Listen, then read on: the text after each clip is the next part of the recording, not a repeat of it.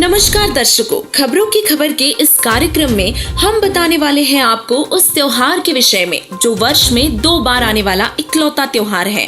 ये सुनकर आप जान ही गए होंगे कि हम बात करने वाले हैं चैत्र नवरात्रि के त्योहार की। हर त्योहार के पीछे एक कथा जरूर होती है और ऐसे ही चैत्र नवरात्रि से संबंधित भी कथा है जो हम आज आपके सामने प्रस्तुत करने वाले हैं। और कथा के साथ साथ जिन बिंदुओं पर हम प्रकाश डालने वाले हैं एक बार आपको उनसे भी रूबरू करवाते हैं। तो आज हम आपको बताएंगे कि चैत्र नवरात्रि का अर्थ क्या है, इस विषय में शास्त्र क्या बताते हैं। क्या चैत्र नवरात्रि पर व्रत करना सही है? माँ दुर्गा किसी और की पूजा करने को कहती है, क्या ये सच है? यदि हाँ तो कौन है वो जो माँ दुर्गा से भी उत्तम शक्ति है? अंत में माँ दुर्गा का प्रमाणों के साथ एक ऐसा रहस्य बताएंगे जिसे जानकर आप अचंभित रह जाएंगे। तो आइए अब शुरुआत करते हैं अपनी इस खास पेशकश की और सबसे पहले जानते हैं कि चैत्र नवरात्रि का अर्थ क्या है। देवी दुर्गा पूजन का पर्व नवरात्रि वर्ष में 2 बार मनाया जाता है। नवरात्रि का अर्थ है नवरात्रि, यानी कि 9 रात्रि तक देवी की पूजा आराधना की जाती है और दुर्गा माँ को प्रसन्न करने के लिए उनके लिए व्रत और उपवास किए जाते हैं, जो कि शास्त्र विरुद्ध साधना है। चैत्र नवरात्रि के पीछे की कथा क्या है? नवरात्रि की यह कथा बहुत ही प्रचलित है जो हमें अक्सर अपने बड़े बुजुर्गों से सुनने को मिल ही जाती है।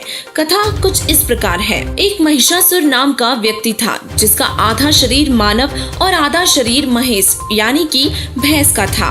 महिषासुर ने कई वर्षों तक ब्रह्मा जी की तपस्या की और उसकी तपस्या से प्रसन्न होकर ब्रह्मा जी ने उसे दर्शन दिए और पूछा कि क्या वरदान चाहिए।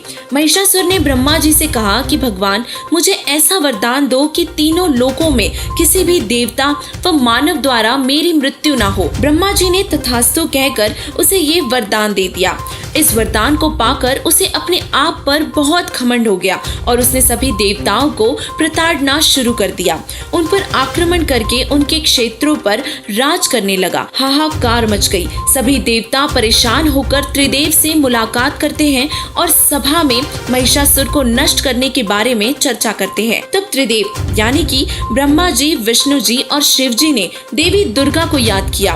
दुर्गा माँ प्रकट हुई और तब सभी देवताओं ने अपने अस्त्र शस्त्र देवी दुर्गा को समर्पित कर उनसे महिषासुर को खत्म करने की प्रार्थना की। तब देवी दुर्गा महिषासुर के पास जाती है और महिषासुर उनके सामने विवाह का प्रस्ताव रखता है। देवी कहती है कि यदि तुम मुझे युद्ध में हरा दो तो मैं तुमसे विवाह करूंगी। इस प्रकार देवी दुर्गा और महिषासुर के बीच युद्ध शुरू हुआ। महिषासुर बहुत शक्तिशाली था और उसे परास्त करने के लिए देवी दुर्गा को 9 से 10 दिन लगे और लगभग 10 दिन तक घमासान युद्ध हुआ और युद्ध में महिषासुर का अंत हुआ। दोस्तों, इस कथा से एक बात आपको समझ आई ही होगी कि ब्रह्मा, विष्णु और महेश पूर्ण शक्तिशाली नहीं है और इसीलिए महिषासुर को मारने के लिए सभी देवी दुर्गा के पास जाते हैं।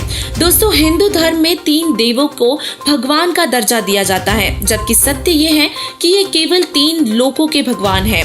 इनसे शक्तिशाली माँ दुर्गा जी है और दुर्गा जी से शक्तिशाली ब्रह्म है, फिर परब्रह्म आता है और अंत में पूर्ण ब्रह्म आता है जो संपूर्ण सृष्टि का मालिक है। अब आपको बताते हैं कि नवरात्रि कैसे मनाई जाती है। नवरात्रि की शुरुआत देवी दुर्गा की आराधना से की जाती है। उपवास रखा जाता है और उपवास में खाया जाने वाला अन्न बहुत ही साधारण होता है। व्रत के दौरान अधिकतर फल ही खाए जाते हैं। यह लगातार 9 दिन तक चलता है। नवमी वाले दिन सुबह जल्दी उठकर पूजा की जाती है और छोटी छोटी कन्याओं को घर बुलाया जाता है और उन्हें देवी स्वरूप मानकर उनके पैर धोकर उनकी पूजा की जाती है। उन्हें भोग लगाया जाता है और उनसे आशीर्वाद लिया जाता है। उन्हें खुश करके ही घर भेजा जाता है। हिंदू धर्म के मुख्य ग्रंथ हैं चारों वेद व श्रीमद् भगवत गीता। यदि इन शास्त्रों में देखा जाए तो कहीं पर भी देवी दुर्गा की पूजा के विषय में नहीं लिखा गया। वेद भगवान का संविधान है और संविधान सबको माननीय होता है और जो संविधान के खिलाफ जाता है उसे परमेश्वर के दरबार में भुगतना पड़ता है। और इसी प्रकार चारों वेदों व श्रीमद् भगवत गीता जी, जो कि चारों वेदों का ही सार है, उनमें कहीं पर भी दुर्गा माँ की पूजा करने का वर्णन नहीं है। केवल एक परमात्मा की पूजा करने को कहा गया है और भगवान के आदेश के खिलाफ जाकर देवी दुर्गा की पूजा करना और एक परमेश्वर की पूजा त्याग देने से भगवान का संविधान टूट जाता है और जीव सजा का हकदार बनता है। श्रीमद् श्रीमद् भगवत गीता अध्याय 6 के श्लोक 16 में भगवान अर्जुन को स्पष्ट रूप से कह रहे हैं कि अर्जुन, ये योग यानी कि भक्ति ना तो अधिक खाने वाले की और न बिल्कुल न खाने वाले की, बिल्कुल न खाना यानी उपवास रखने वाले की, न अधिक जागने वाले की और न अधिक सोने वाले की सफल होती है। इससे स्पष्ट होता है कि व्रत उपवास रखना, खाली पेट रहने से भक्ति सफल नहीं हो सकती। शास्त्र अनुसार व्रत रखना गलत है। श्रीमद् देवी महापुराण में देवी जी ने हिमालय राजा को अपनी पूजा करने से मना कर दिया। दुर्गा जी कहती हैं कि ब्रह्म की पूजा करो, उसका ओम नाम है, ब्रह्म को लक्ष्य समझो, जीव को बाण और ओम को धनुष्य मानो। ओम रूपी धनुष्य में जीवात्मा रूपी बाण से ब्रह्म को लक्ष्य करो और उसको पा जाओगे। इससे सिद्ध होता है कि दुर्गा माँ स्वयं किसी और की पूजा करने के लिए कह रही है। परंतु अचरज की बात तो ये है कि ब्रह्म भी अपनी पूजा करने से मना कर देता है। गीता अध्याय 18 के श्लोक 62 व 66 में ब्रह्म अर्जुन से कहता है कि तू सब प्रकार से उस परमेश्वर की शरण में जा, जिसको पाने के बाद वापस जन्म और मृत्यु में नहीं आना पड़ता। उस एकमात्र परमेश्वर की शरण में जाने से ही संपूर्ण लाभ होगा। अतः देवी दुर्गा की पूजा करना पूर्णतः व्यर्थ है। तो चलिए अब जानते हैं कि वह परमेश्वर कौन है जिसकी शरण में ब्रह्म भी जाने को कह रहा है। श्रीमद् भगवत गीता अध्याय 15 के श्लोक 16 और 17 में 3 प्रभुओं के विषय में बताया गया है। अक्षर पुरुष अर्थात काल ब्रह्म, अक्षर पुरुष पर ब्रह्म और परम अक्षर पुरुष यानी कि पूर्ण ब्रह्म उत्तम पुरुष। वह उत्तम पुरुष परम अक्षर ब्रह्म है जिसकी शरण में जाने से जीव पुनरावृत्ति में नहीं आता।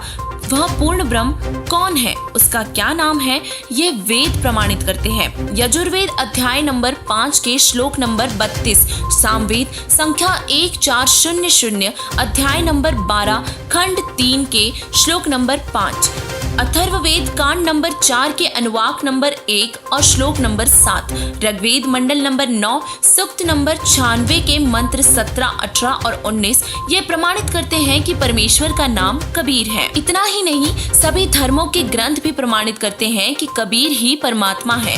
अंतिम रहस्य बताने से पहले आपको बता दें कि ये सब जानकारी एकत्रित करने में हमारी मदद की है सतलोक आश्रम की टीम ने। सतलोक आश्रम के संचालक जगत गुरु तत्वदर्शी संत रामपाल जी महाराज जी सभी सदग्रंथों के ज्ञाता है, तत्व वेदा है। उनके द्वारा दिए इन प्रमाणों से हम नवरात्रों के महत्व को सिद्ध कर पाए। नवरात्रि मनाना कितना जरूरी है या कितना व्यर्थ है, यह हमारे शास्त्रों से ही प्रमाणित हुआ और ये शास्त्र हमें संत रामपाल जी महाराज जी ने खोलकर दिखाए व बताए हैं। उनके ज्ञान को व अन्य महापुरुषों के ज्ञान को समझकर नवरात्रि के विषय में सारी जानकारी हमने आपके समक्ष रख दी है। अब इस जानकारी से आप चाहें तो सही रास्ता चुन सकते हैं और सही भक्ति विधि संत रामपाल जी महाराज जी से लेकर अपना कल्याण करवा सकते हैं। धन्यवाद।